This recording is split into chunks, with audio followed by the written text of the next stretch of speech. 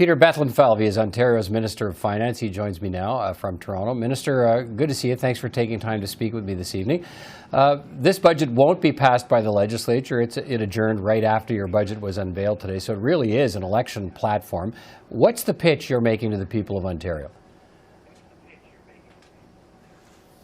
Well, we're being very transparent by tabling this budget and giving a path forward for the people of Ontario with a real plan to rebuild Ontario's economy after a couple of years of the pandemic. And what this will mean will be better jobs and bigger paychecks for the people of Ontario. We've got a plan that invests in workers to give them the skills and retraining and reskilling so they can succeed. And of course, building infrastructure. We're building highways, we're building hospitals, transit, broadband, housing right across the province. So, of course, we need the workers to do that. And of course, by building, we'll be able to, for example, in highways, get people out of gridlock and spend more time with their family. We're focused on bringing costs down for families right across the province so they can have a little bit more money in their pockets. And finally, we've got a plan in this budget to stay open. And that means building more hospitals, building more hospital beds, building infrastructure, and hiring more nurses so that we can have better home care and better service right across the province so we can stay open. At your news conference today, you repeatedly declined to say if you are re-elected on June 2nd that you would reintroduce this very same budget. So I'm asking you that question again tonight. Will you propose this very same budget if you are re-elected June 2nd?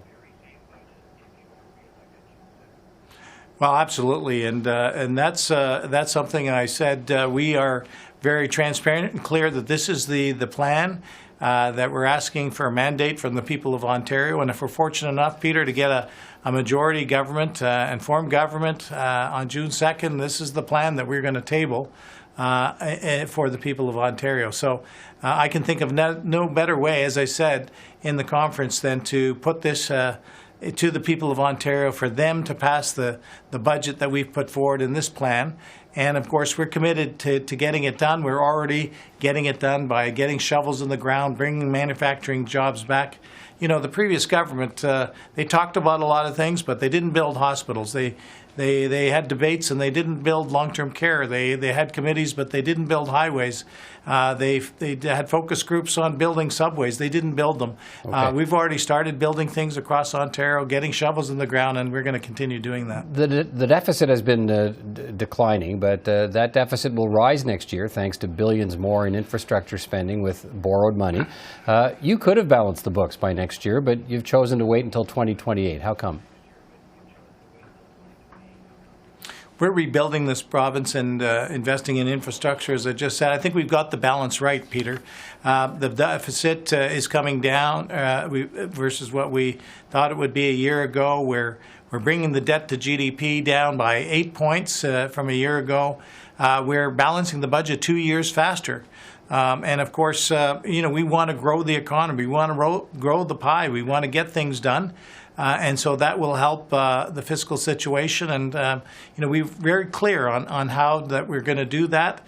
And, of course, with the leadership of Premier Ford and our team, who's been doing it since day one and through the pandemic, we're gonna get it done with this plan. But in life before politics, you were a bottom line guy, and you campaigned on promises to cut the deficit and cut government spending. But this budget doesn't cut spending.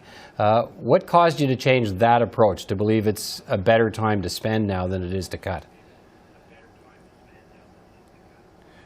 Well, we've seen the pandemic laid bare really for all to see how the lack of infrastructure investment over 15 years by the previous government really put the province in a very vulnerable position. I believe in building infrastructure because these are long-lived assets. We're doing it at still very low interest rates. And this is good for our economy. It's good for growth. It's good for hardworking people's jobs, the skilled trades, getting more people. 1 in 5 jobs will be in the skilled trades. So you can see right across Ontario, whether we're opening up the far north with the Ring of Fire and getting those critical minerals, not from China, not from Russia, getting them here in Ontario that will go into the batteries that we're going to have manufactured in Windsor. Big announcement there, 2,500 new jobs coming. That will ultimately go in those electric vehicles, where we're going to lead North America. We got a plan to build 400,000 new electric vehicles by 2030. That's bringing jobs back to Oshawa and Durham, to Windsor in the southwest, to Oakville, to Ingersoll, to Alliston. So, this is a very robust plan, and it's done in a very fiscally responsible way. Let's talk about housing. As you know, it's a major challenge in Ontario. It's a major challenge across the country. Supply is a big issue. Your own provincial task force says you need 150,000 new units each year for the next decade, and yet the budget predicts less than 90,000 units a year for the foreseeable future. What's the plan to close that gap? So we have a plan, and we announced today that our target is to build 1.5 million homes over the next 10 years. So on average, 150,000 new homes a year. We've tabled legislation and passed it that will cut red tape, that will speed up a permitting process. We'll collectively work with the federal government. Great to see they followed our lead on providing support for housing building. We're going to work with municipalities, and we're getting it done. And let me tell you, last year, Peter, over 100,000 homes were built. That was the highest level since 1987 in almost 35 years. So there's no magic silver bullet that's going to happen overnight to get this done, but we have a very clear plan, and we're going to table legislation every year for the next 4 years to continue the path to making sure we hit that 1.5 million target. Okay, Finance Minister for Ontario, Peter Bethlenfalvy. Minister, good to talk to you tonight. Thanks for your time, and hope we get a chance to talk again.